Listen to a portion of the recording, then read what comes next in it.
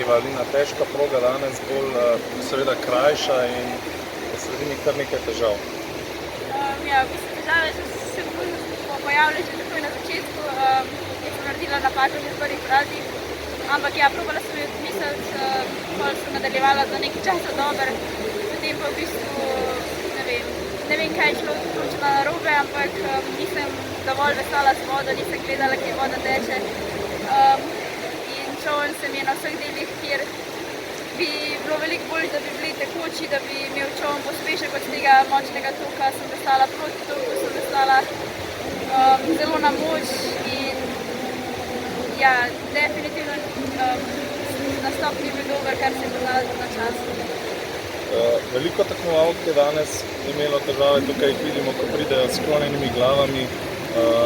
Proga seveda podzapornica se začne krajša, je veliko bolj cik-cak in še na to progo morda.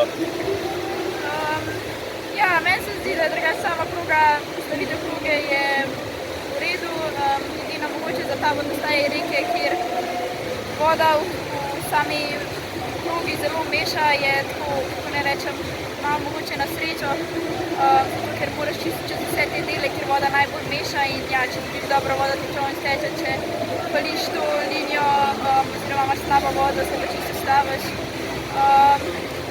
V bistvu, da je proga nekaj krajša, sploh nisem ugotovila, zato ker sem mogla cel čas čoln popravljati in porabiti toliko veliko energije. Ja, danes sigurno nisem uživala na vodi. Vedela sem pred štartom, da bo ogromno napak, ker sem vedela, da je težka proga in da je neka voda, ki jo tujke definitivno niso navajene in bi imela iz tega vidika sigurno prednost, ampak te svoje prednosti nisem izkoristila in ja, to me je popeljalo na konec lestvice.